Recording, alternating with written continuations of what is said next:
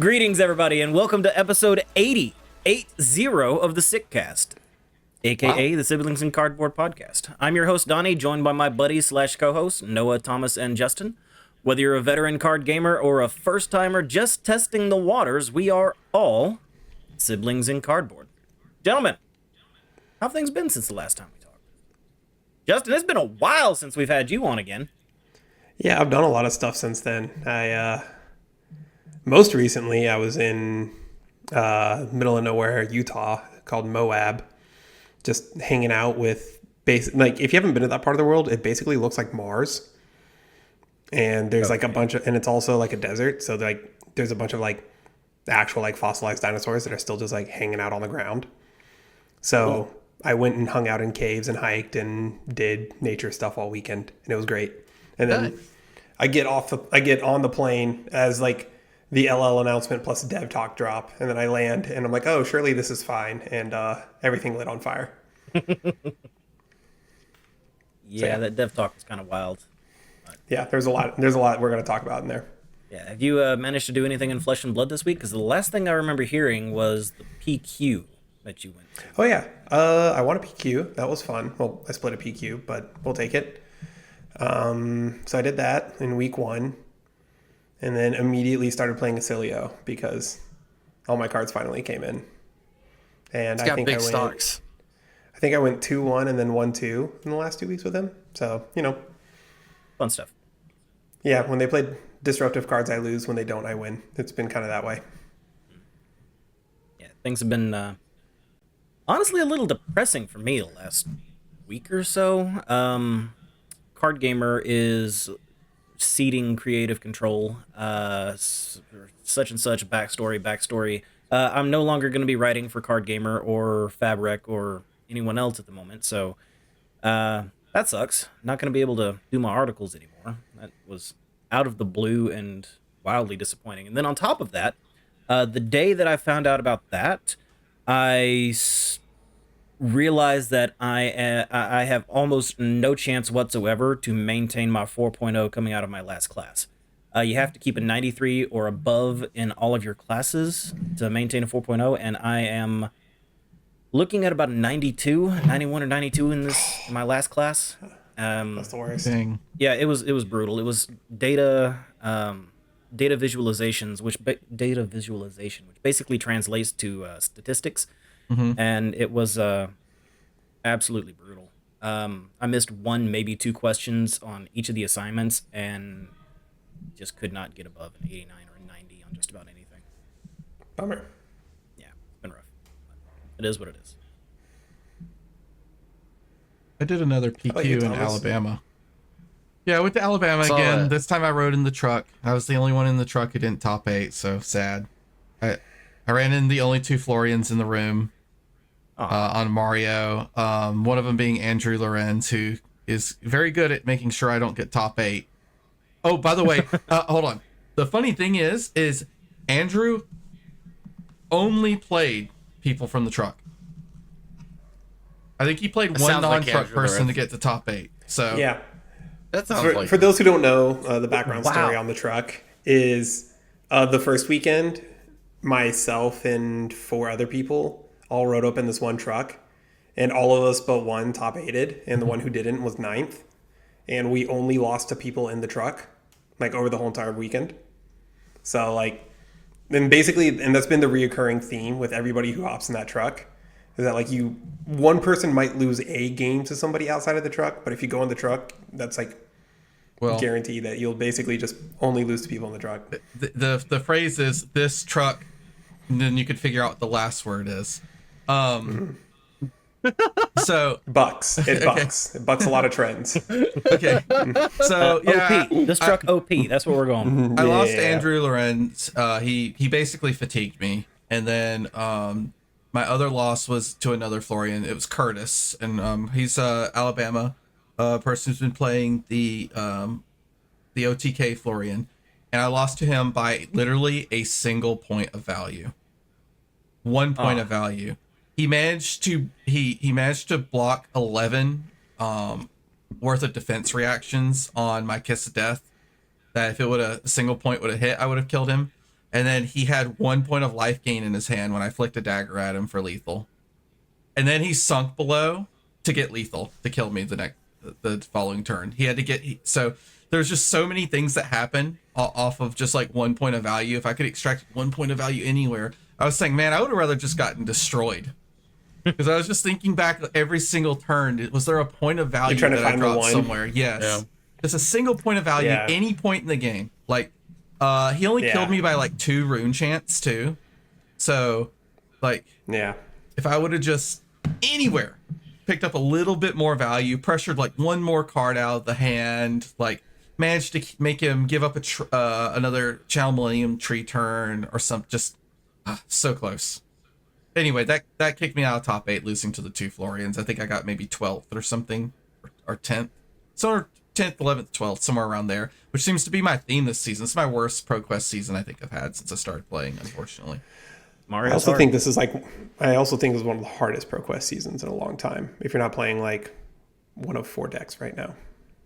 I already had my season with Florian, so I just decided not to play him, even though, I love all variations of Florian. OTK Degeneracy, mid-range, full autism, channel mount heroic, direct TV. Yeah. Love everything about Florian. I think he is kind of frustrating in this CC meta right now, though. We'll talk about him. I got lots of thoughts. Florian's a frustrating deck. Did you do anything, Noah? Yeah. I know you're talking about being rude to people on with Azalea on Talishar. Yeah, I mean, well, Josh is trying to figure out the Dorinthia meta, and so I've been really following that, which has been fun. Because he's got this whole battle with Florian. I've heard the whole backstory in depth, and him wanting to go. Did you hear the news? With Spell Void and Jubil. No, did you hear the news that Damien is now the best Dorinthia on the card, guys? Oh, really? Yeah, at the both wins the same PQ. At the ProQuest this weekend, he went undefeated with a strictly worse list than Josh because Josh didn't have another playset of Unsheathed. So he just played without him. And went undefeated. By the way, I'm sorry, Josh, if you hear about this. I flattened Josh. I did every rude thing that Mario can do to a player, I did to Josh. The full hand rip, the full kiss of death, the letting him drop his entire hand in front of a bonds and then just giving it go again and then hitting him afterwards. Anyway, every rude thing you could do, I did. Good old assassin. So yeah, he's the second best warrior on the card, guys. Now you're gonna just have to watch Damien's content for your Dory information. Damien's a wild deck builder, and he's a good player. Plays off the cusp, right? And so I think off the cusp works really well too. He's also really aggressive, and I feel like being aggressive is playing to win in most cases. Mm-hmm. And I think there's a fine line between that. And I am a really, really brutally aggressive player, so I'd rather just lose going all in than worry about what I could have done. But no, I've been following the whole Dorinthia stint. We lost the camera. Hold on. I did. I don't know why it's done that twice. And now he's back. It's okay. I've been following the whole Dorinthia trend, and I'm still not sold if I want to play it on PQ or not. I don't think it's necessarily bad. It just really depends on the local meta. I don't think we're gonna have too many Scepter of Pain Florians, but I also really like Azalea, and I just like the idea of putting Dreadbore in and not necessarily sidestepping it, but it really does make complications. I mean, I haven't lost to a single one. I mean, it's been hilarious because you can actually tell they have D-reacts in their hand. Like they're so sad. I'm watching them pitch 3 D-reacts to things, and it's killing me because I'm like, man, I can't wait for you to draw it again because here comes another one. Jarl's been tough though, and I never really like Azalea V New or the Assassins. I think Mario's probably a little better in terms of I don't think you're gonna block it anyways, Azalea. I don't think there's any point, so you just go full throttle. But I don't know. I feel like Azalea, plus Azalea fits in the deck box nicer. I'm just being real. Like I can't bring the graded cards in that damn academic. It doesn't work. So I was like, I don't know. But I have been working on Centauri Saber's story because I just really like the idea of a sword. So don't know how much I really like the swords just yet. But there are some cards that say target sword. I mean, Kasai just want to battle harden. Yeah. Kasai, I think so. So let's keep that on the down low because I think Kasai is actually really strong. I think Kasai has the late game ability that Dory misses, but still has the 2-swing. I also think that Iron Song Pride's a hell of a card. Either way. How do you keep the fact that a hero won a battle hardened on the down low? I don't understand. You just keep don't talk about it. To be fair, I looked at that list and I was like, okay, Andrew is just good at Flesh and Blood. So, congrats Andrew Aldermel for stomping a battle harden on like a weird list. I mean, he is pretty good at Flesh and Blood. Hey, Kasai has great value. Dude, we played. So the story that I told a long time ago about like the ripple away for 25 value was him. Yeah. And we both kind of looked at each other and like, that's pretty good. But anyways, yeah. Just completely deleted a Viscerai turn? I had Mordred-Tide, Malefic, and it basically would have ended up being like Mordred-Tide, 5 Malefic triggers, Revel in Rune Blood, 9th Blade. Ooh. Right. And he ripple away on the Mordred-Tide. And he let the first thing go off. And it just all went downhill from there. But anyways, yeah. So, very good player. Very, very good player. Super nice guy. I think Kasai's probably ekes out value as the best player. I think Duwield is very good. I think just Dorinthia doesn't get enough late game value. I think there's still too many fatiguey decks. They're good, I agree. But it's okay. I'll pick one of them. Or I'll just end up on Fi. Because I think Fi's a really fun aggro deck. Don't worry about it. No, he's very good. Mm-hmm. I think Fi is. I know I keep joking about it, but I no, he's like a top 5 deck. I should just move to Fi and just play all my cards out. Yeah, he's like a. We'll talk about it later. We'll talk about it. But yeah, no, I've just been playing Talishar and looking at the market and opening up Rosetta slowly, very slowly. Yeah, how are things doing on the market these days?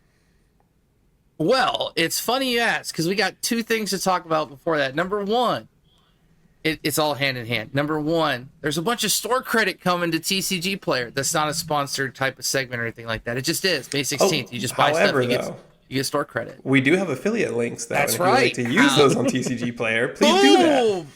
There he is. You'll get good boy, we love you points credit for using our affiliate link. That's right. Yeah. Now, all it takes is one click. It does help us out. There's a kickback, so you can use our affiliate links to go on to TCG Player, buy these cards we're going to talk about, and or get that free store credit, because I'll be doing that on May 16th. You better believe there's things I want to buy, but I'll wait till May 16th because it's free real estate. Don't forget there's also affiliate links for like the binders, dice, sleeves, things like that, those big streamer dice. Love those things. Just take a look at it. All right, let's jump in. I don't know. Some weird things are happening, but it's more or less the same. I know I feel like I say that every week, but like nothing surprises me. Maybe it's just because I look at it too much. Quick Dodge Flexors continues to go up. I think it's safe to say it's probably one of the best generic equipment pieces they've ever created in an attack reaction sort of wide meta. It feels really good. That a lot of Chainlink heroes. I think Katsu, Fi, Syndra still very in there. Lots of heroes keeping their chain links together. Quick Dodge Flexor is at 105 for Rainbow Foil, so that's quite high. It continues to go up. I think it's up another 33% for this month. Cold foils are at 185, so they're also feeling the price hike as well. What deck plays Quick Dodge Flexors right now? It's like Jarl, and is that it? No, Jarl has it. Who else plays it? But I feel like there's. I don't know, but I feel like they got to be good for sideboard for other people. I know Bravo maybe Jarl plays them. Oh, Victor. Jarl and Victor? Are those like the best heroes for it? They're the best homes for it, but it is a card that we are looking at possibly 3 new heroes in being introduced that all want to play like 33 blues. Right. 30 to 33 blues. And so whenever you're introducing high blue count heroes, the really good card with blues is very appealing. Mm-hmm. True. That's true. It's a strong card. It's strongly priced right now. This generic tag really keeps it up there. Man, it's got to be one of the best generic equipment pieces they've printed in a long time. Like Vambrace and that Stonewall Gauntlet, all very good, generic, but this is just on a whole nother level. we're just gonna talk about it in passing. Felling the Crown is $72. I don't think anybody should be surprised about it. Plowinder's 40. Welcome to Rosetta. It's really really really weird. Cards wild, decks are wild that are using it. Yep. Probably one of the strongest cards they've created in a hot minute. Shelter still 95. Just gonna throw that out in passing. And Call to the Grave is on our list. We can just go ahead and talk about that because where did I had? There it is. Took another jump. It's now at $40 for the non-foil. Dang. And 45. So it looks like just speculation hit again. I don't know. There's a couple of things we could talk about when we get into the whole devtalk armory deck, the idea behind armory deck that I think really goes into this as well, since we know Gravy Bones has been picked for an armory deck. We can talk about the whole their philosophy behind the armory deck and kind of the ups and downs. The Command and Conquer from Hunted continues to be bought out at a rate that I've just never seen. So either it's newer players and they just don't realize it exists in an older set, or it's just a two-sword art, or it's just a gimmick. But there's literally 2 listings for the Command and Conquer from Hunted. That's it. They're at 110 and 115. Like it is so weirdly priced. Like old Command and Conquer, we don't even want him. Who cares if he's pointing? But that new one, we want that one. We want those swords. So it's really weird. So you guys have your flavors of Command and Conquers. You got the really cheap white border pointing fingers, and then you got the so on and so forth. I don't know. I bet you it's because the old Command and Conquer, sometimes it just doesn't destroy the arsenal. It's really weird. That's right. I think you're right. There's like some flavor text or something that's missing that you have to look really. It's in fine print on the new one. You're right. Right. Wish I had them side by side. Sigil of Brilliance is going up. I think I mentioned like a kind of a crisis with Mind Warp, and I'm trying to figure out what's going on with that because I just didn't expect Mind Warp to go where Mind Warp went. We'll talk about that. But Sigil of Brilliance also going up in response, so probably some Wizard Ocilio shenanigans. No, my guess is Aurora. Some Aurora people are going over to Ocilio. Massive coping, but they still want the lightning flavor. Welcome, brethren. Come join. Ocilio is a weird hybrid, right? Still deals arcane, still does lightning attacks. I don't know if he's a rune blade. Yeah, he's a rune blade. Aurora is the best rune blade because she plays like a ninja. Ocilio is the worst wizard because he plays like a rune blade. Rune blade. That's right. No, that would make Ocilio the best wizard because he plays like a rune blade. Because apparently rune blades are broken. Okay, so rune blades are pretty good. That's true. Yeah. I mean, rune blades are broken, so yeah. I'm gonna jump on a soapbox later. I'm trying to get you fired up.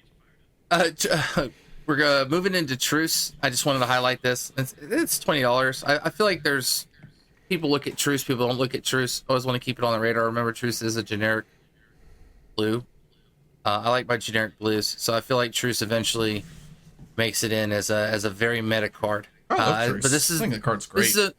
This is a meta definitive card, though. Like, this is, if it's good because the meta is allowing it. So, $17 right now, up just a little bit. Keep your eyes on it. Sonata Galaxia, this is RuneChant generation bullshit. Yeah.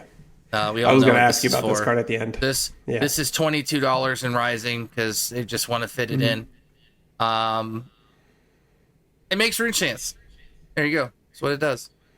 Tutors things that make rune chants, and there's a deck that likes making rune chants. We'll talk about him. Keeping Crown of Dominion. This one's weird because I feel like I saw it earlier at 83. Wow, man, they're selling like hotcakes.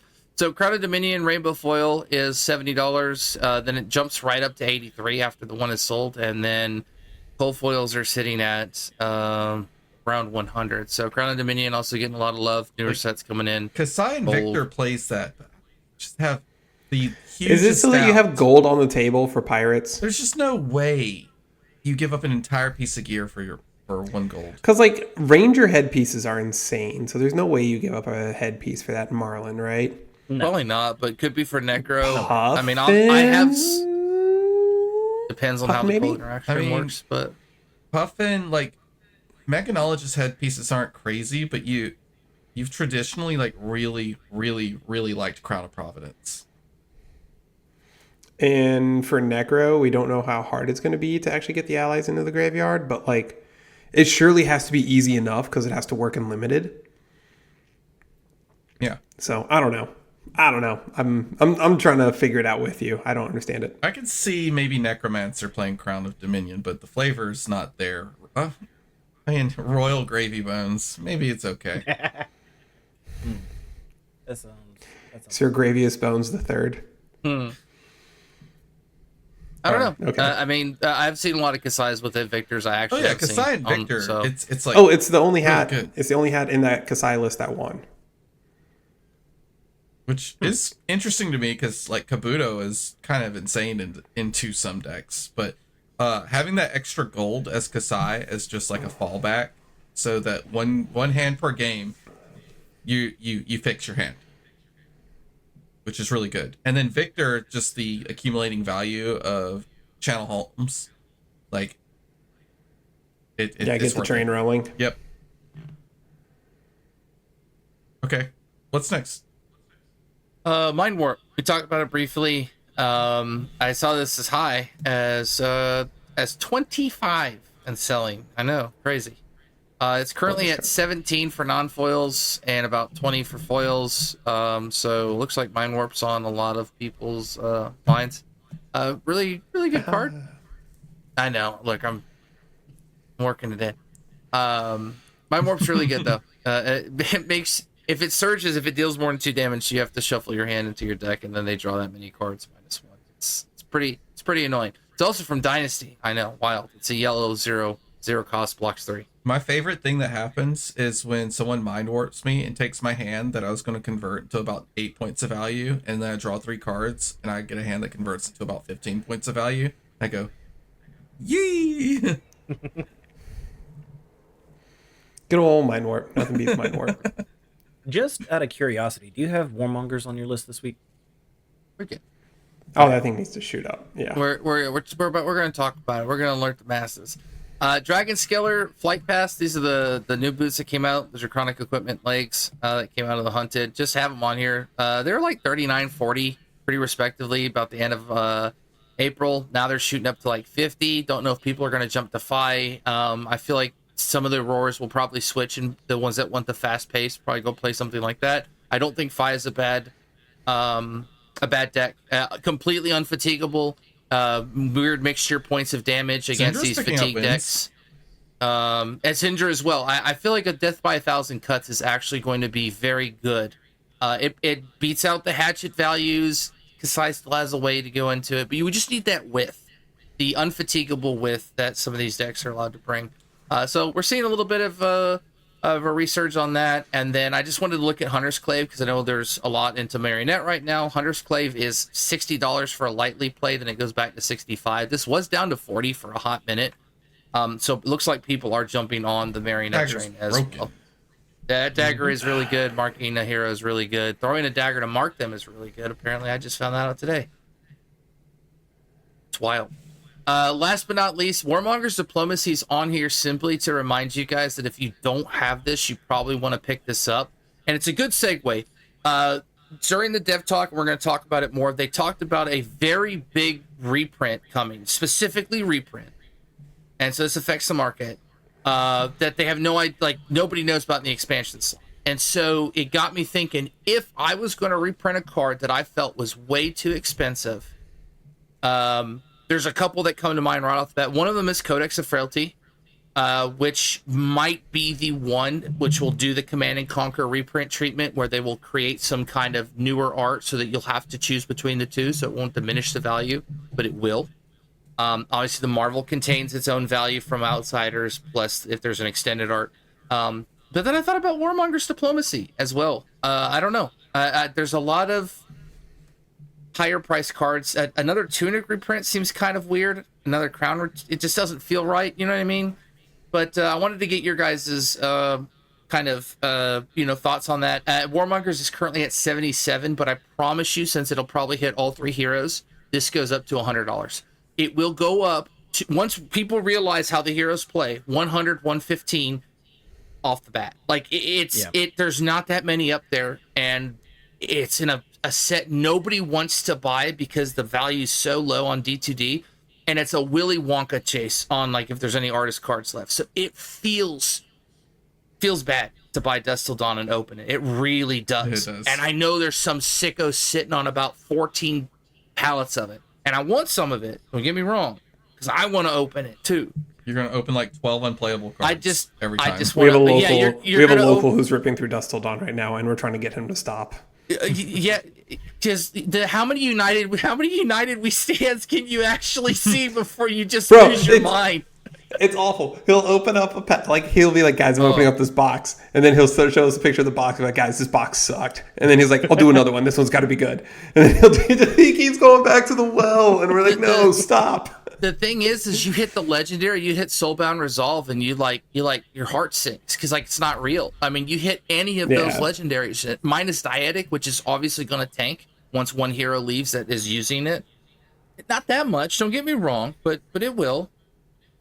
Oh, it had 2 cameras. Playing music tank out cameras. Yeah. It wasn't just you, Donnie. It was Justin. It was Justin as well. We were talking about Dust Till Dawn too. It must be a Discord thing.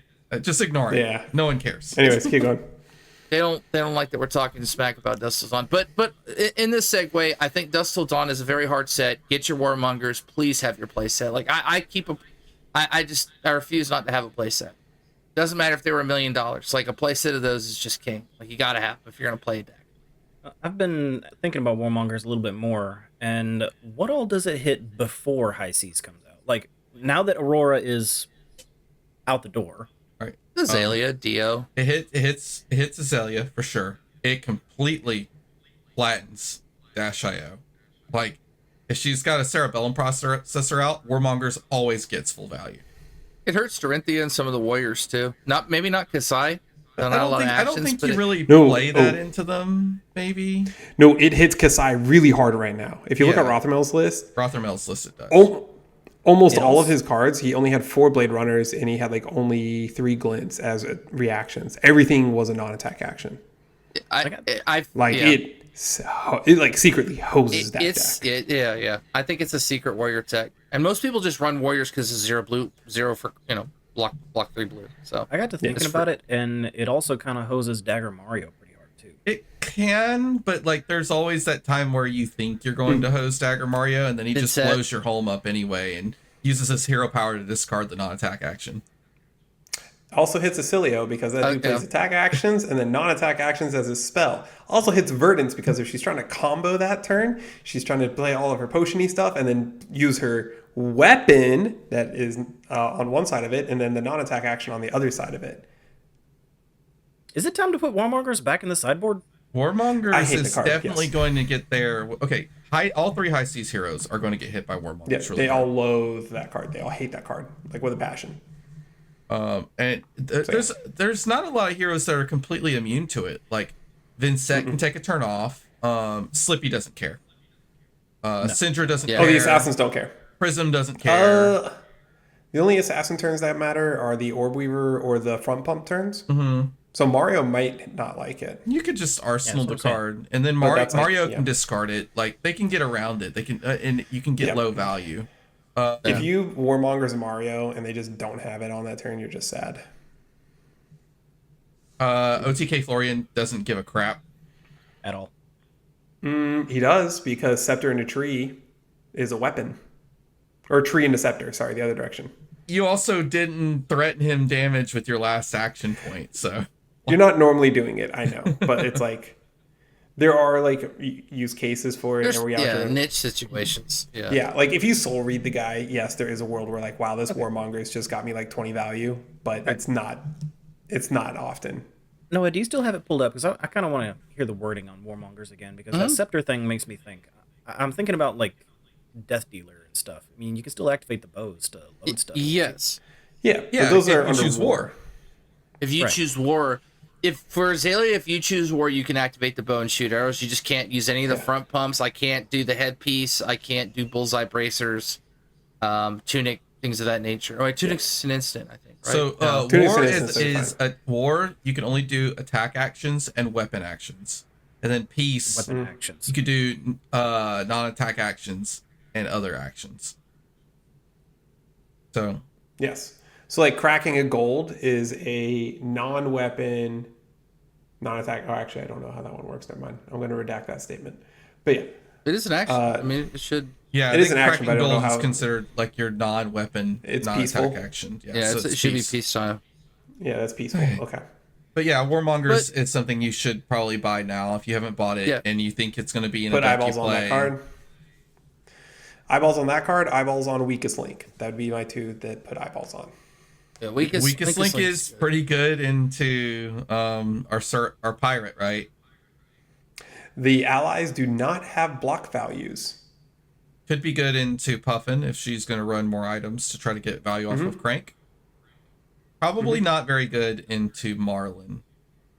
Nope, but the other two definitely. So and everybody has eyes on Gravy right now. So yeah, Wait, have we confirmed that they don't have block values? Yep. They have life values. There's a health total. They have a life total in that bottom corner. Right. So it's not for a sure. block value. We know for sure that they if cannot Chump block. can block for 6, you don't even have to convince me. I'm playing Chump, and he's playing most Gravy busted card in Bones the and game. Nats. Yeah. Yeah. Okay. Yeah. Okay. But reprints, nobody gave me what they thought was going to get reprinted. Codex. We got Codex. I think it's Codex Pro. I think it's going to be Codex, but they said that's only one of 2 surprises. I've said it several times. If it's not Codex, it's going to be one of the biggest misses in Legend Story Studios history. Bringing out a Ranger that's going to be as popular and as powerful as Marlin, and then not reprinting Codex is a huge, huge miss. Also printing 3 assassins in the last year. Yes. And not having 4 heroes in the last year be printed that's a core staple card to their identity. Is it just Frailty, or do they do Blood Rot and all the other one?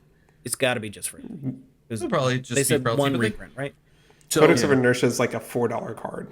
Right, and I think Blood is 15, so it's not exactly out of the, It's a little high, but it's fine. Blood's about 15, yeah, but it's not, I mean, give her, Frailty's, 95, 100? Yeah, that's not okay. Probably even more. No, it really isn't. I mean, considering worse. that everybody's going to want to get in, Outsiders is just not readily available. So I would agree. I think we're going to call that one on the nose. It will be some kind of deep sea themed pirate Necronomicon weird book type thing that would be so kind cool. of that's kind of cool and has like some weird sea vibes to it. And then they give it an extended art, or they probably give it the Marvel treatment, and they let you go fight for which one you want, because they're both going to be equally sought.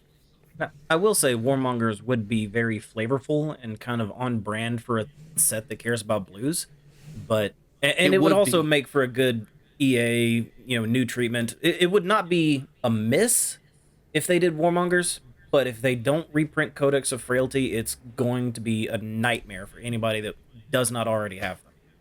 Oh, it's going to be wild to get those cards. You are going to see some of the highest prices you've ever seen on a Majestic. I'd put it at 150 if they didn't reprint it, at least. So, all right, let's talk about ProQuest. Like some of the stats. So, first of all, Aurora's toast. She's gone. Yep. GG's. She is I think she is the second fastest hero to reach Living Legend, only being beaten by Starvo. So from release to hitting Living Legend, I think she's the second fastest. I'd have to go double check, but I'm pretty sure. Dang. It's such a weird dichotomy comparing those two to each other, because Starvo won every single major event in its season. Like Starvo, legitimately all of them. But if you Except think for about Chain. it, Starvo would have Living Legend even faster if they were using the same Living Legend rules. He overshot by over 500, I think. Mm-hmm. So he would have hit Living Legend in just such a literally he would have been a flash in a pan. Like no one would even have been irritated by him, because it's like he existed for 2 months and he then wouldn't he was have gone. he wouldn't have existed for Pro Tour 1, which is wild to think about, Yeah. because he was far and away the best thing to be doing at Pro Tour 1. I mean, it's a good and a bad thing, right? I mean, goods, you don't have to deal with it, but I think, and this is, as we're going to get into the changes to LL, This the changes to Living Legend LL is that they've done bad. so far is good. But this Aurora LL overall is not good. Obviously, No, the it's- Armory deck just came out. it Obviously, feels Aurora's only awful. been around for 8 months. This was like their baby for their like path to play hero. Like, it's been, obviously it has not been good.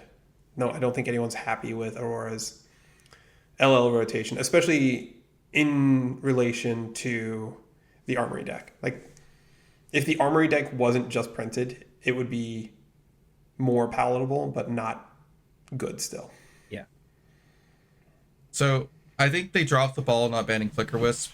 I don't think that would have really affected the playability or the fun of playing the deck at all. It would just made it a little bit more susceptible.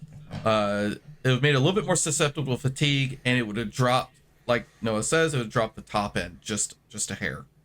Those turns were just too.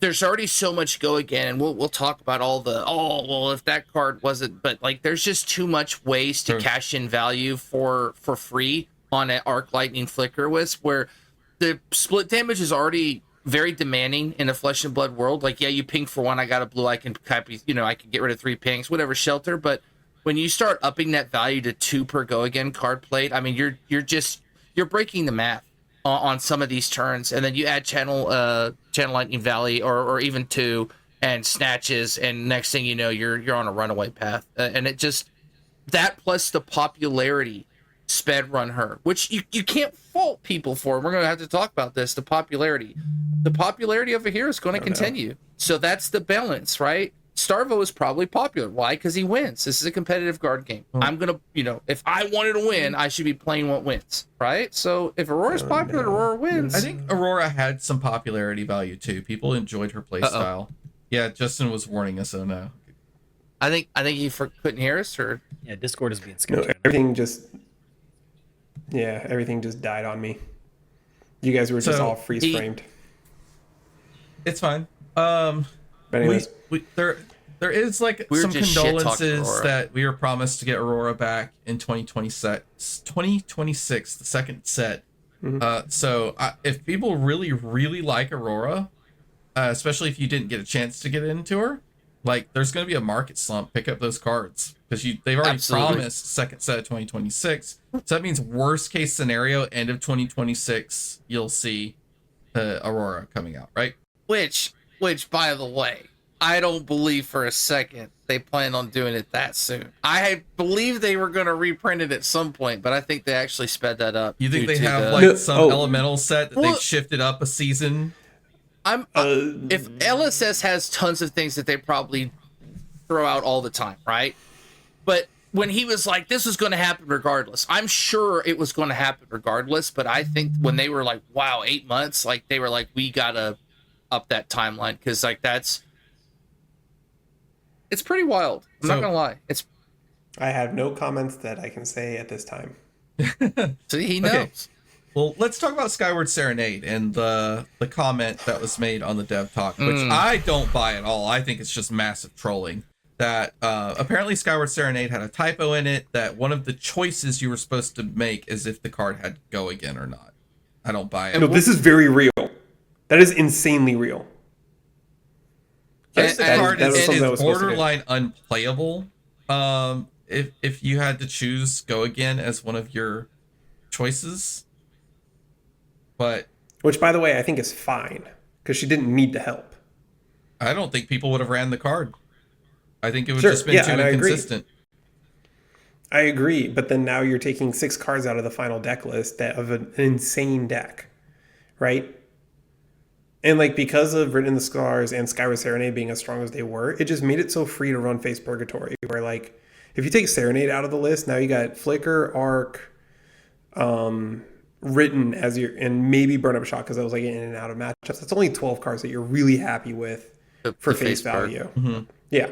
So like it was a face perk enabler. If you think about it, it's a yellow 0 for 4 with go again.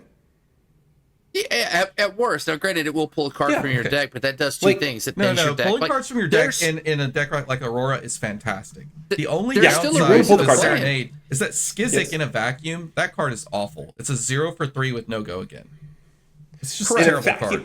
In a vacuum. But then the issue is you play it in a deck, and that deck likes making embodiments of lightning. Yeah. Right. And it likes pitching lightning cards a lot. So like once the Armory deck came out, I just put CLV in Arsenal, and I'd wait till I bricked on a Skizik. I'd pitch Skizik to swing Dagger, play CLV, and I'm good to go.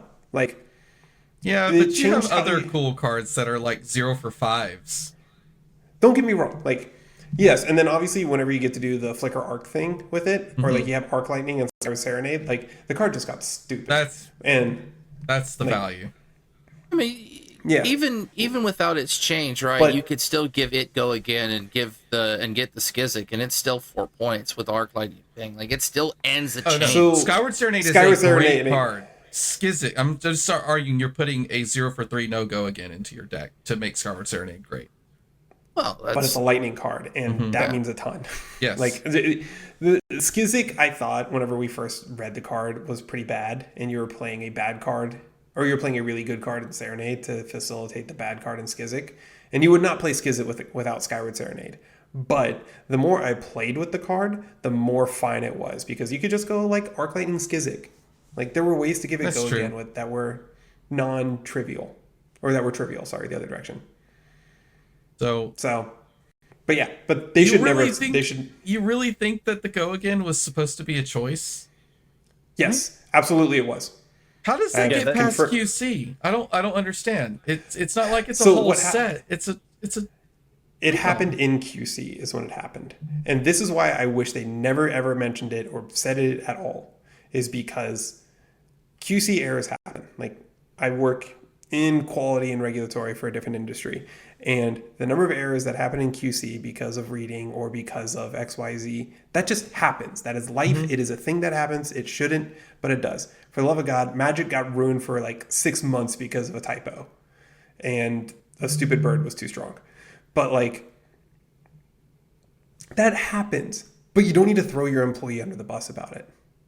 You know, like you don't need to be. That's something that should just have gone to the grave. I mean, the hero's LL, she's gone. Like, you don't even need to make a comment about, we accidentally printed a typo that made her too strong. Yeah, like I feel like this is we read Chum, right? We read Chum or something like that. Like one of the or like the Pirate CNC card, right? Like we read something there and we're like, oh, is everything on this correct, or is there a typo on this thing? You know, like I feel like there's a typo on CNC. Yeah, right, exactly. Like, but that's like, but like if we read Codex of Frailty for the first time, we would have been like, oh, there surely is a typo on this thing. This failed QC. They're going to errata it. Blah blah blah blah blah. Whereas like, no, this was the one-off. This was the exception, not the rule. And as a company, like you should own up to your mistakes. And I appreciate LSS being transparent. But this is when you just take to the grave to protect your own employees. Like, yeah, I don't think we gain anything by knowing it. I mean, I think she LL'd. I think you already realized you have something to fix with the Living Legend system. It kind of exposed something like that. It also kind of exposes this whole armory deck thing, where if you're going to create a deck that you want to put into the limelight as being a powerhouse, and kind of give it that armory deck right off the bat and do the first strike, the whole steps of getting newer players integrated, you run the risk of creating something too good and too popular. And I'm not trying to say like, oh no, this is death by popularity, now you got to change your whole design. But this is kind of the flaw of saying, all right, well, we need to make new heroes because we want to have a new draw, a new allure, but they need to be playable. And so you've got this weird juxtaposition where every new hero may or may not be the one to get the mighty Magic Armory deck that surges it. You know, it doesn't feel good. Because what about all the other heroes? Like, we've been talking about this. I still feel like there's still a precedent for them creating newer things rather than fixing older things. And I know they will in time. But they did mention that in the dev talk, where like armory decks are now going to be focused on coming out with the set for the hero. Yeah. So like Aurora, the Aurora armory deck would have came out with Rosetta, right? Which, good. That's a good thing. I think it was, I want to guess it was probably supposed to, but there was maybe just a little bit of delay in the product getting out. Like a QC error. Yeah. But anyways, so that was target number one for them. The other use for armory decks now is going to release heroes like Jarl and future thing that I have to redact. And the other use case is going to be for heroes that are not doing very well, like Max. So it is exactly to your point that they're going to be looking at bad heroes and helping them out. That deck did not help Max. It did not help him out, no. It gave him a new identity, and that's what they were aiming for. But they did it with Azalea, right? And like Azalea did get some actual tools out of it, like Sharpshooter is good. Riptide like Stone Rain is good. Yeah, exactly. So it's like that is the goal with the armory decks. Now maybe Puffin is going to get some value out of the Max Armory deck. Or I think Max might get some value out of High Seas that we haven't realized yet. We'll see. Yep. We'll So I'm not upset about Skyward Serenade. I actually am not upset about Aurora's power level at all. I think it's quite good. I think it just needed to be toned down a little bit, and I'm really surprised they didn't ban Flicker Wisp. Especially considering that my favorite deck, Dash.io, we got Cerebellum Processor, which was clearly an unhinged powerful card.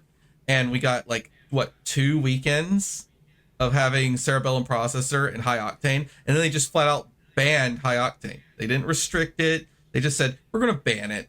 It's too good.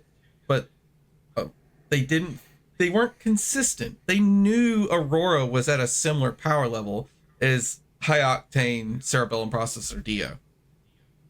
Flicker was a $3 Majestic. It was the easiest ban in the world. And they said that in the dev talk. They missed it. They should have. With that being said, and us, the whole ban talk, and them in the dev talk saying they want to have more bans so they don't have this need for emergency bans because it kind of feels bad. So now they want more bans. Do you think that they are very well aware of problematic things that they probably should just ban, but they're afraid of shaking up the game? Because now they're about to shake it up. Let's jump to our second place hero. Ban Deadwood Carapace. Please, for the love of God, just ban Deadwood Carapace. Florian is still playable. He's still fun. Rootbound Carapace? Yeah, Rootbound Carapace. Sorry. Just, you completely kill the OTK Florian variant. He can't just sit around and dirtle. He has to actually throw attacks at you. Because he can't get his decompose through the D-reacts. You can still OTK people without turning his hero power on. I've seen it done. It happens.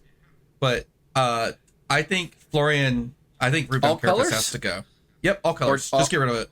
Nope. See ya. That's my take. If they're going to ban something and they're going to keep Florian from being this dominant OTK force, just ban Rootbound Carapace. Easy. And I can almost guarantee that's what's going to happen. I'm saying it here, saying it now. When the BNR comes out, Rootbound Carapace is either getting restricted to one color or going to be gone altogether.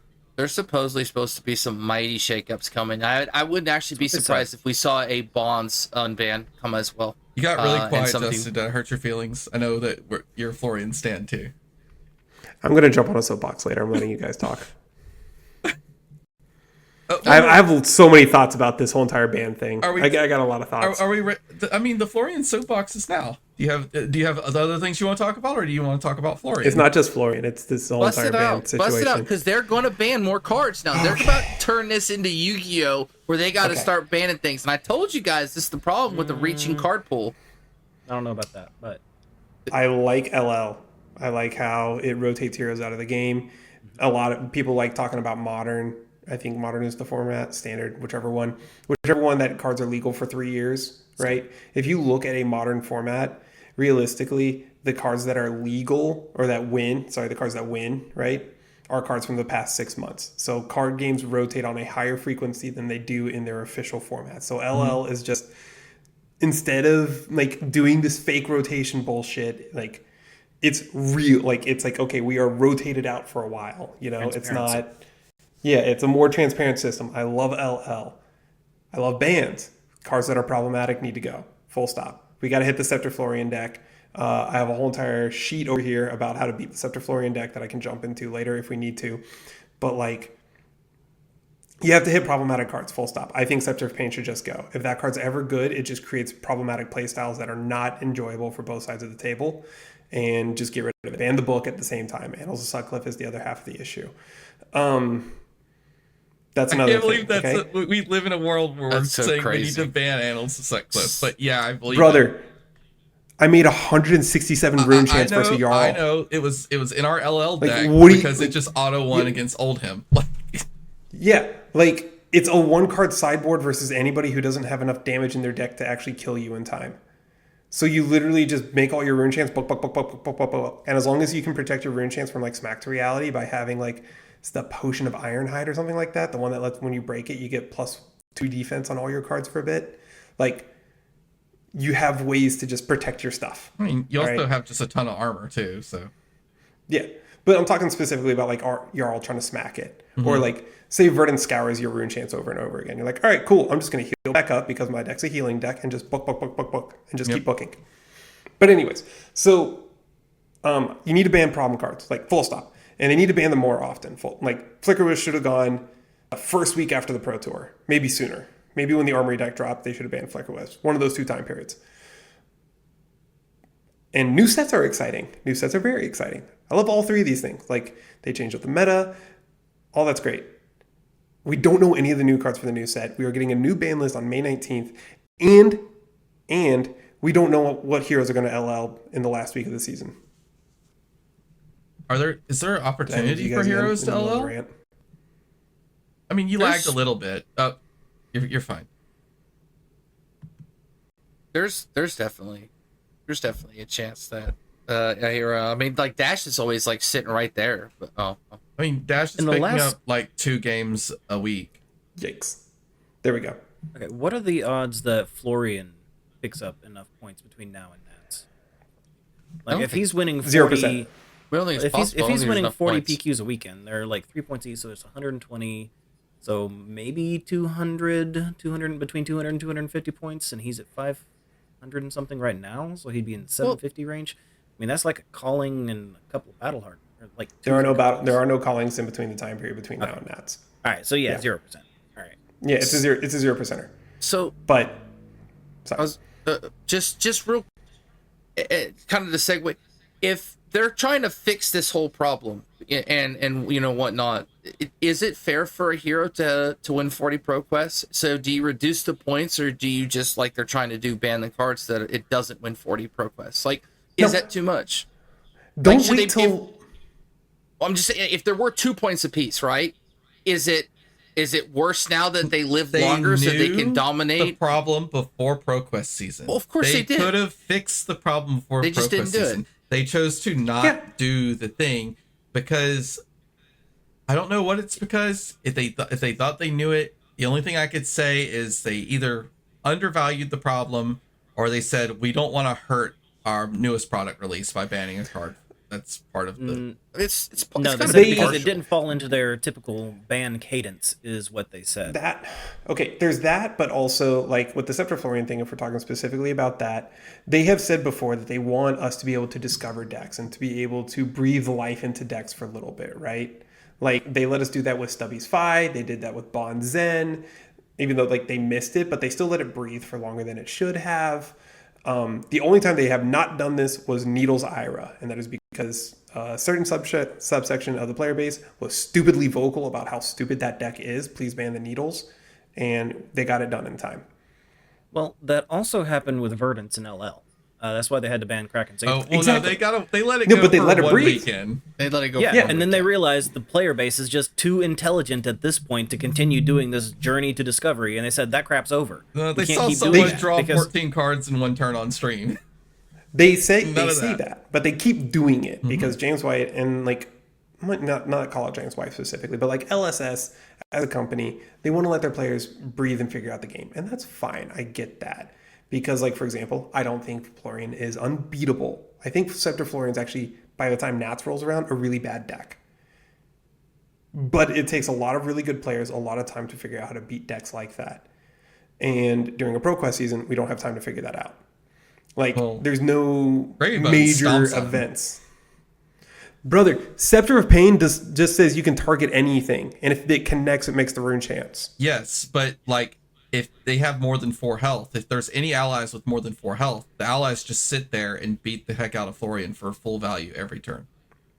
Sure, but if all you're doing is swinging Chum every turn and that's all you're getting to do, while Florian just makes 80 circles or whatever, then he's fine. We'll see. Like, you're not getting hit personally with them, so if you're only getting half the value out of the Scepter that you normally get, and you're still getting disrupted with things like CNC and CNC. Man, I have no idea how that's going to work. I hope people call this card something different. Yeah, I'm just calling it Pirate Conquer or something. I don't know. But my point being is that it's like, this is a problematic deck right now. And this is an experience that players are not getting to have fun at their PQs with because somebody's just making 70 circles. Right? If you want to do that in LL, that's fine. Go do that in LL.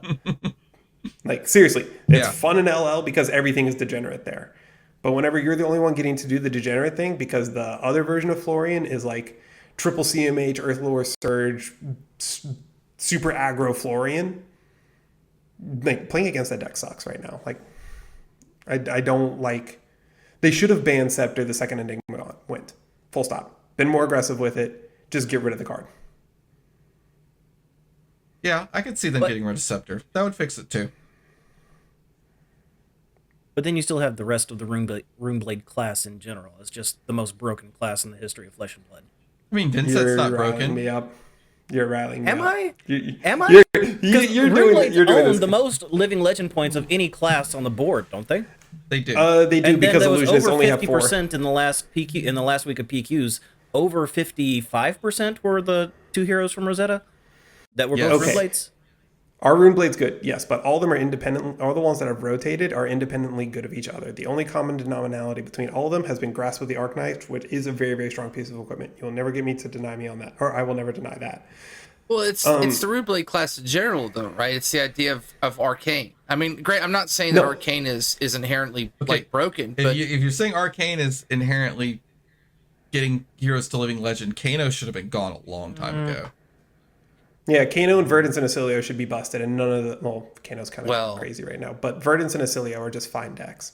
Like, both of those decks have real problems. We say Kano's kind of crazy, but he picked up 1 ProQuest win.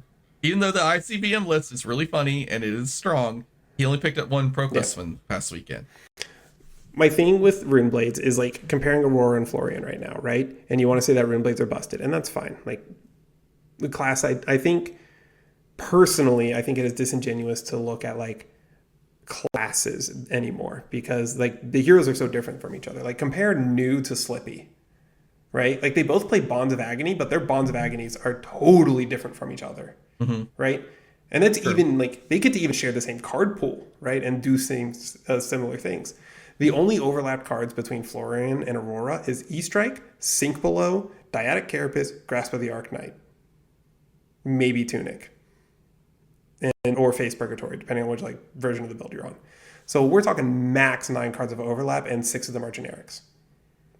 Right? Like they printed too strong a text box or weapon because like Aurora Starfall is a little bit too strong. Starfall is cool.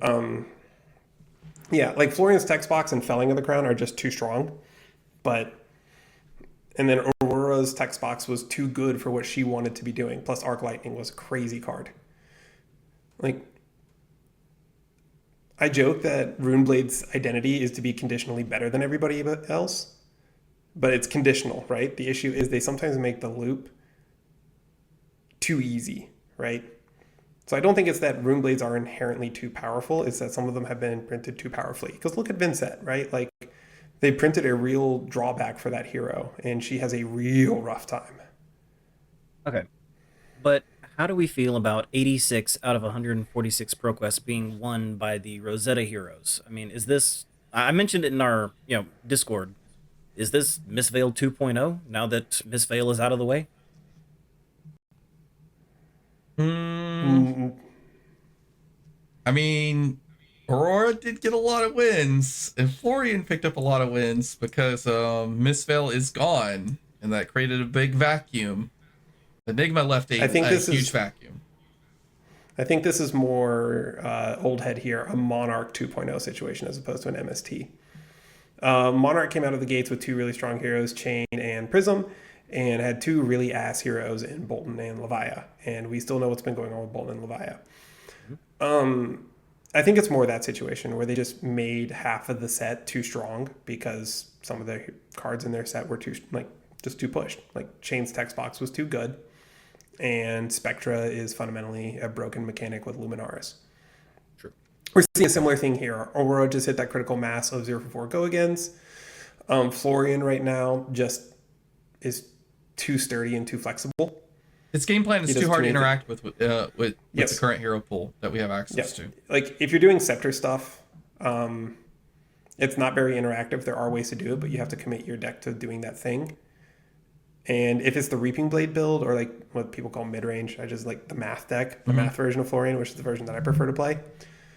It's fine. Like it's interactable. It's just a math deck. And like anything that's off axis, like good wizards, someone like trying to build Exodia with items, things like that. Like those are decks that give it a tough time very consistently.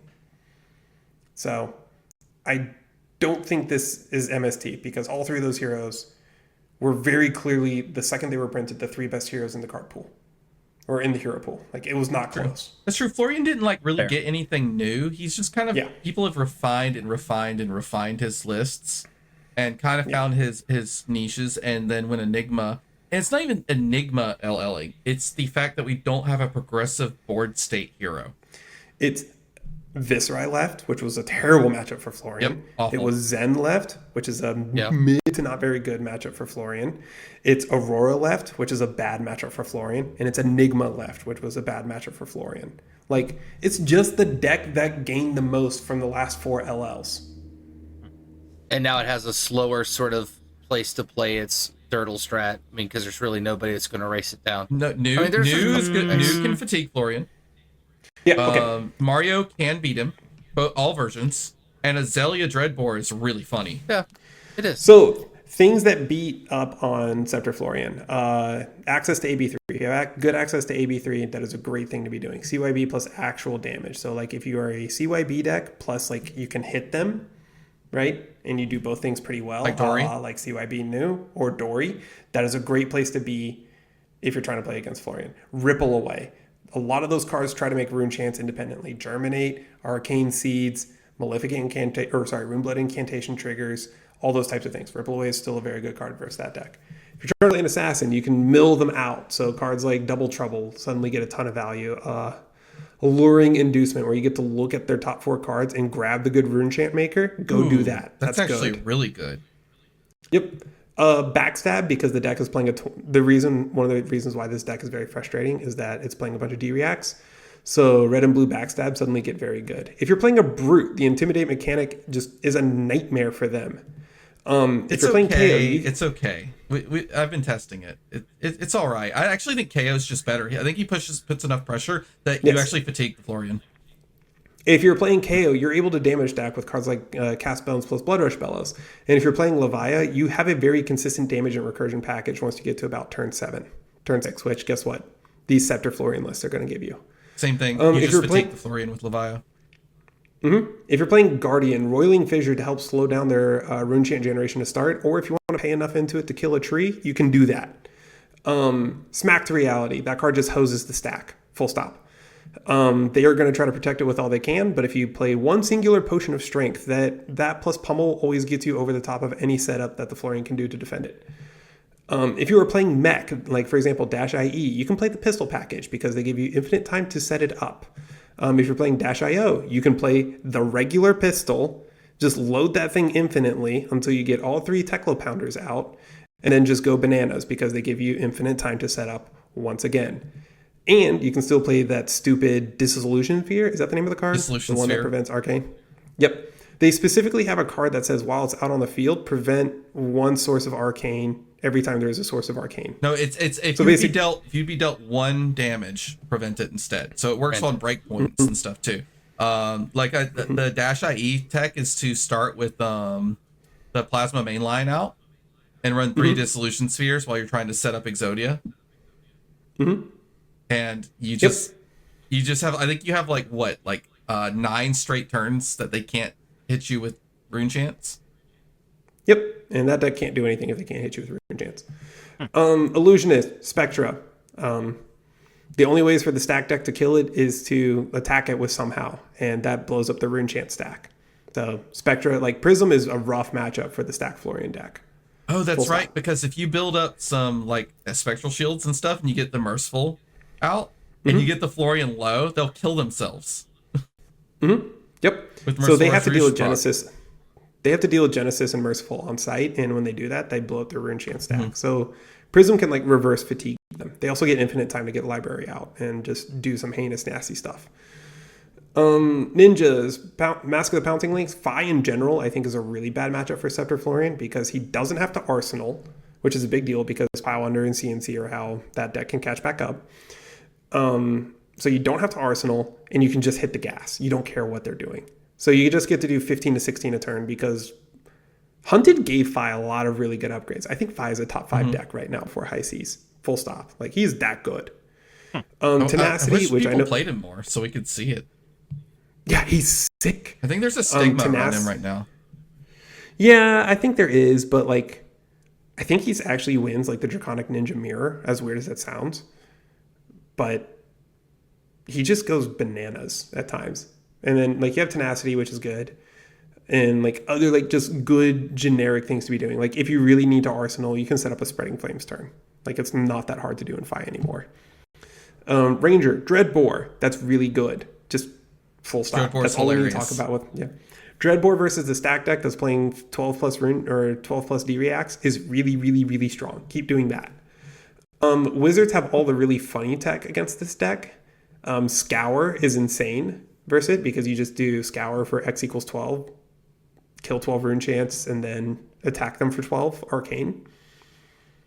Rinse and repeat until dead, and you win the game. In Living Legend, if you played LL Florian, if you played against Icelander, if they run one Remembrance in their deck, you lose. Because they just scour you 6 times. Unless you want to run one Remembrance, and then you're tied again. And then if they run 2, you lose, because they do 9 scours. The other funny card is Pyroglyphic Protection. No one has ever read this card before in their life. It is a 2 cost, all right? And in blue, this is where I was getting mixed up with Dissolution Sphere. This one specifically is arcane damage. So in the blue version, it says if you'd be dealt a source of arcane damage, prevent 1 damage from that source for the rest of until your next turn or something like that. So I didn't know that card existed. Yeah. So it's basically Florian goes to attack you with his 50 card or his 50 rune chance stack. You crack Striders, you play Pyroglyphic Protection with all those rune chants on the stack. They did 0 damage. It comes out at instant speed too because of Striders. Oh, okay. Yep. And the source is the attack action that's proccing, right? Like that's how that counts. It just anything that would have dealt one or more points of arcane deal 1 less. And so because all those rune chants are on the stack, you get to do the thing immediately. Okay, so you're just telling me that like Wizard OTK Florian just can't beat Wizard. Period. If OTK Florian's the best deck in the format, it can't be because every Wizard just completely annihilates him. Yes. Every Wizard completely annihilates him. Fi annihilates him. -IE annihilates him. Jarl annihilates him once these things are prepped. Right? The issue is that we are running into right now, and this is the reason that I am frustrated with how LSS handled bans, is we are having to deal with 4 weeks of this nonsense that could have easily been avoided. Oh well. Yeah. Live and learn. At the end of the day, the game is still awesome, and I'm having a lot of fun with it. But this is like, I'm so frustrated between this and like having to prep for Nats right now. It just feels like so much is being condensed to like a 2.5 week sprint. You mean, how about like a 4-day sprint where the cards come out? Kind of. Yeah. And then we have Nats. Yeah, it feels like if I don't have my deck planned and like fully locked in on the 19th when we get that ban list, like if I'm playing an old deck, right? Like say I want to prep Florian, right? If I don't have my deck list done on the 19th so I can spend between the 19th and Nats focusing on draft, I feel like I'm at an extreme disadvantage. So I don't want to prep Florian right now because I don't know what's going to get banned from him. And I don't want to prep Verdance because what if Rootbound Carapace gets banned? And I think Rootbound is really high up on the list of cards that could get it. Exactly. So it's like suddenly, like I'm in a spot where the 2 heroes that I want to play at Nats, I can't really prep until May 19th. And by then it's too late. It's 2 weeks. And then we have, what, 11... We have another 2 weeks? You have 2 weeks to prep? But those 2 weeks are draft. Yeah. Like the second spoilers start coming out. Yeah, the second spoilers start coming out, we just have to focus on draft. You don't have a choice. I feel like the United States is getting sacked a little bit for the meta. And for some people, they might see it as kind of fun. A lot of us are pretty frustrated. Nathan put out a pretty scathing tweet that he just hates. I agree. I'm pretty neutral. I'm pretty neutral. I would say in general, there's such strong feelings about it that I don't think they should ever do anything like this again. Yes. Push it a week back. Don't do this to me again, please, and thank you. Well, I don't want to end on a negative. No, the rest of this game is so good right now. That's what's frustrating. Well, we also have to remember that LSS and Flesh and Blood is just barely over 5 years old. There's still a lot of growing pains and a lot of learning and a lot of learning curves that are going on with how they're handling the game. I mean, Flesh and Blood is here for the long haul, and they're making decisions for the long haul, but yeah, there might be some they're turmoil. making mistakes. They are growing. They are victims of their own success. I think it'll work out fine. I know nobody's super happy about it in the ban list, but I think this is like a Band-Aid rip thing where, I mean, I wish they just get it over with and instead of like making this big thing. But I actually think they need time to make sure that they're going to compile the data and do it right. Like, I think they know cards need to go, and there might even be some preemptive bans that people are going to be like, wait a minute, what? Because if you're already worried about high Cs, you might as well just ban them now. Like, there's no point. You can unban them later if the target, doesn't hit its mark or whatever on some of these newer heroes, but there's no sense in not just doing it now. And then that way you don't have dude, are you hitting that? You think a three of a kind band is coming or something? I just think that if you're going to like the way that they're talking about this is, and the idea that they have this armory, like it all feels very connected. Like they know there are potentially already some pitfalls that they might need to address to make sure that their game is competitive, but there's certain decks aren't just running away with the share of the spoils, and that they can address that later on by toning things up or down, which I think is always the better way to do it. If you make something bad, you can always make it better. If you make something really good, it's kind of hard to take it away once it's already on the runaway train. Granted, I mean, it isn't. You just ban it, but they don't want to do the emergency bans. So their solution is more frequent bans. They could probably get away with it a little more cleanly if they were more forthright with what the bans were, or what the bans are going to be. Like, if they went ahead and published the article and said these bans are taking effect on May 19th. I don't think they haven't finalized publish yet. the article tomorrow and say, this is what's happening that on would May be 19th. That'd be 18 days 14 days for people to bitch about it. Yeah, I don't think they're fine. Again, I just don't think they're finalized yet. I think that they have problematic cards that they're going to sit there in a decision room and like really discuss and look at the data, and like actually look into this a little more. I mean, we talked a little bit about the whole pathway to letting these decks breathe and stuff like that, and I think partly we find the broken things that LSS misses, and maybe sometimes they actually know it's broken and they just let it happen. But I think it's on the former side. I think that the players actually find more interactions that aren't necessarily intended. This is kind of what happens with card games that have a large card pool, and I don't dislike it. I don't necessarily think we can't have ban lists and things like that, but I mean, this is how competitive card games work. I mean, either one deck's going to run away with the share of it, and there's going to be a couple decks that kind of speak to it, and the only way to do it is to kind of tone it down, and it waters down everything, but it kind of brings things up. So I think we're going to see some pretty big shakeups from the way they sounded. It wasn't a very it was going to be like, man, there's going to be some major changes. So I'm excited in a chaotic sort of way, because I think chaos is good. I think if you break everything, you can slowly kind of reintegrate it and fix it. It just is going to suck for the president, and that might be the Wild West. Okay, depending on what they hit. What if the wild shakeup on the ban list is they finally ban Codex of Frailty? Oh, that'd be wild. Okay, that would. Do you really think? I don't think it's that would good. Break everything. It's tremendously good. I think it's so overrated. It's unreal. You can't. It's so grossly overrated. You should play it. You should play it in Assassin. Actually, to be fair, it is so much harder to play in Assassin. You just take than a leave no witness. Yes, you have 3 cards in your deck, and if you haven't seen that 3 cards, you're right. Your Codex is so much less good.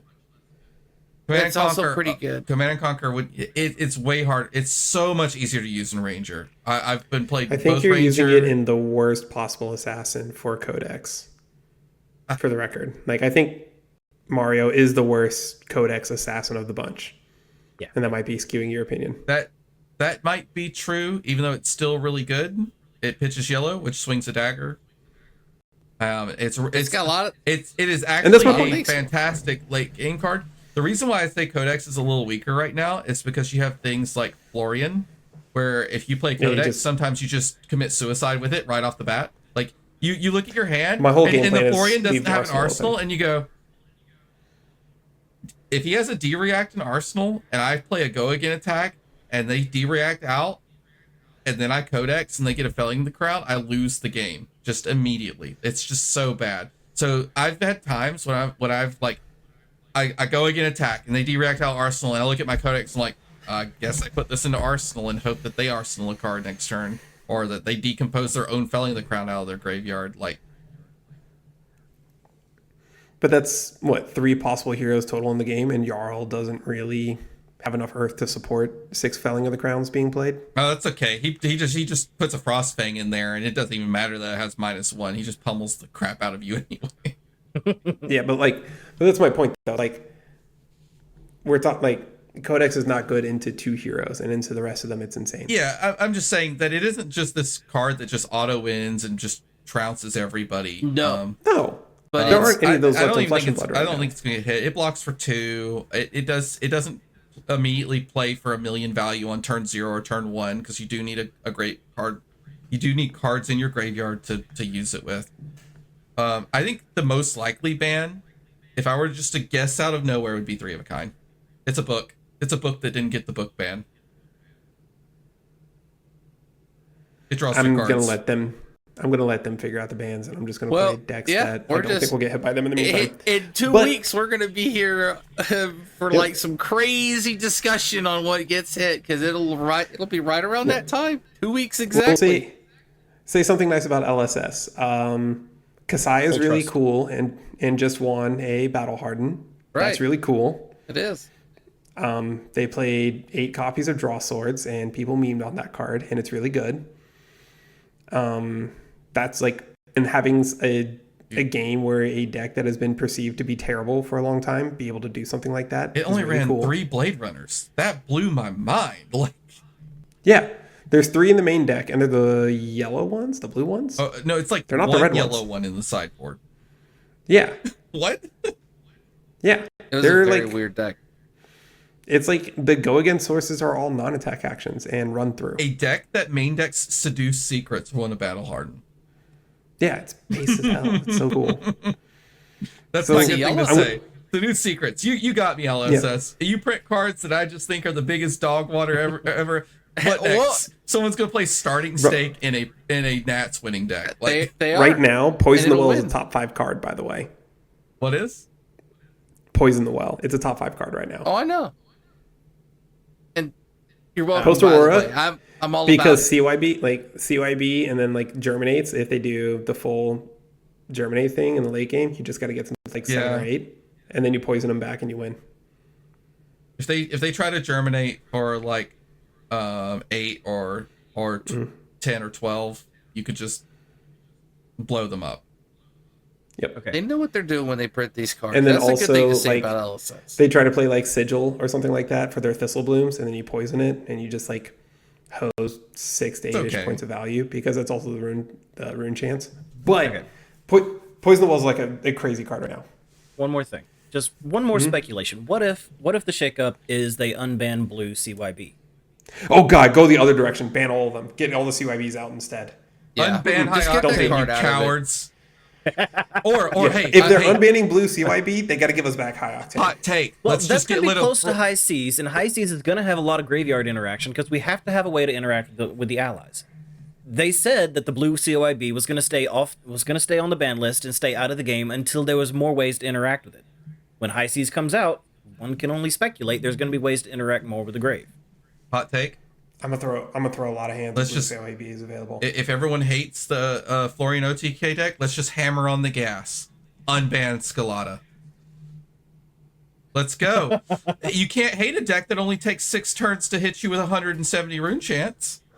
That's right. At least it'll be done quick. Wrong direction. Go the other way. Yeah, you don't go the other way. Just get him out. You're tired of these 16-turn games? How about turn 7? We're coming in for much better. Okay. Say something else nice about LSS. That's real. And unbanned CYB Blue, unbanned Scalata. I'm going to play Living Legend Florian in CC.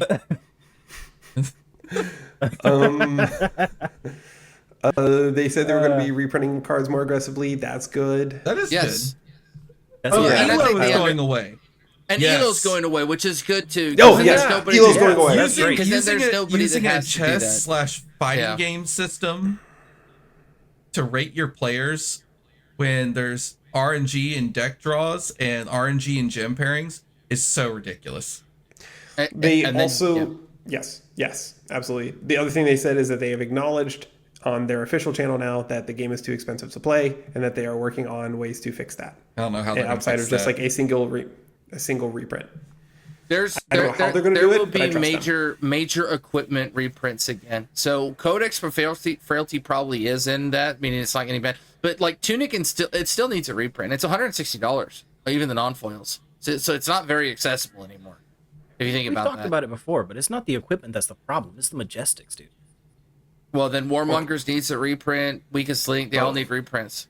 That's fine. They just need to bring out History Pack 2 like they were supposed to anyway and put more white border cards, and it solves everybody's problem. They get to expand the white border collection part of it. They get the same lower rarity, and it opens the game up more. And just make that product not cost $1 billion like number 1 did it, because it was like $120 a box, which is kind of wild. I know it's an anthology set, and that's where it comes, but that's what I would do. Redo History Pack, but don't reprint any of the commons or rares. How expensive would those packs be? Those would be so you're doing like 5-card packs. And it's for like $15 a pack. 5 Majestics. There has to be rares in there too, because like Yellow Shred's out of control. Do like 2 rares plus, because looking for a scrap is a rare that you need to reprint. And Shred, and I still think if Sync's going to be allowed, you reprint Syncs and all. What if you did like a 4-card pack with like tokens, some tokens that are like alternate art that you only get out of History Pack, and it costs like $15 a pack? And there's like 1 Majestic because $15 for 4 Majestics is not a bad deal. Yeah, because if you're doing a $15 pack and you open up like Warmongers, CNC. Yeah, but these cards would be literally like some other card that needs to reprint. No. It would probably be a really large pool, and not all the Majestics are going to be bangers. You're still going to have crap like Seduce Secrets or like Take the Tempo. For a real card. Like, Take the Tempo's a real card. Or a real $1 card. Vipox is also a very real a real card. 80 cents card. You guys are going to be really upset when Vipox is rolling through the meta. I'm going to be really upset when I open my $15 History Pack X pack and I get a Vipox in it. And then my special foil is also a Vipox, so I got 2 Vipoxes in my pack. You set that aside for later. It will have a time. All generics get a time. Mm-hmm. All right. I think I'm done trolling now. Yeah. Let's go. Yeah, but seriously, that's the perfect way to do it. Just give us History Pack 2. That's it. Something I don't know if History Pack 2 fixes it. I do like LSS. Give us a product. I trust you on what the product will be. Just give us a product. Give us more product. Yeah. We want to spend more. Right, yes. We want to spend more for less, and ban a bunch of cards too on the 19th. We don't want to spend more for less. Stuff. We want to spend less for more, but we still want to spend. That's what I meant. The opposite. Okay, so I think the consensus is full trust in LSS. We hear you. We recognize that you are growing and you have made some mistakes. You're owning those mistakes. That's appreciated. Now let's see you do better. Is that the gist of the message? They'll do all right. I think they did all right. I think if they just keep the earnest effort they're showing now, I'm in. I'm going to keep playing Flesh and Blood for the foreseeable future. It takes a bit of balls to come out and say we fucked up. So yeah, for sure. They are trying to be aggressive and innovative. I respect those things. I respect them trying to do the right thing. And we've just had a series of unfortunate events all just kind of pile up. I mean, they're pushing boundaries. And like they're learning that's going to from happen. The mistakes they're making. That's going to happen when you're aggressive and innovative. Like no one else is using an young system. All right. So we got anything else before we wrap things up? No, good. I'm good. Noah, where can everybody find you, buddy? At Big Max Fab on Twitter, at Big Max on Blue Sky, Big Max on Discord, and my hands opening up packs of cards, which we're finishing Dust Till Dawn. And then, I don't know, I keep asking when anybody wants to see. I got Outsiders Dynasty Bright Lights, I think, for some weird reason, because I like mech cards. And I want a Marvel Singularity, and I don't know. There'll be some of the newer set when it comes out eventually. But Thomas, what about you? You find me at What the System Fab on Twitter, and at What the System on Discord. I'm also in the league that means nothing this time around. I managed to sign up and get in on that before it closed up. I'm gonna play Levia, so hopefully I'll be popping up on that channel. Man, if I roll sixes as much as I do on Mario, I'm going to cream people. I cannot wait. it's that brute luck. It'll be ones when you roll it on Levia. I'm not trying to give you the bad Yeah. juju, but I know how it works. That's how that works. That's how that works. So I'm playing the Dagger Mario deck. I want to roll any of the ones that let me discard. Oh, I'll roll Trapdoor. Yeah, that's exactly how that works. What about you, Justin? J_EVS5 on Twitter, Jevzo5 everywhere else, and yeah. All right. And I am Draco Hominus 87 everywhere social media is sold. You can no longer find me on Card Gamer, Fabric, or any of those other websites that my articles are still hosted on. But if you're interested in those, they're still available. There is 2 years worth of articles at this point. Sad face. Anyway, thanks for joining us, everybody. We hope you enjoyed catching up with us this week. And if you did, subscribe or follow depending on where you found us to catch us again next time. Until then, take care of yourselves, and remember, we are all siblings in card. I have an equally terrible one this week. It's a pack of cards. You would have no idea what any of these cards say unless you opened them and looked at them and read them. But then if you read the cards, they would explain what they did. And then you do what the card says. It's really that simple. This is a Felling the Crown, by the way. I don't know it, but I know it. I guess we'll see in the YouTube short. That's right.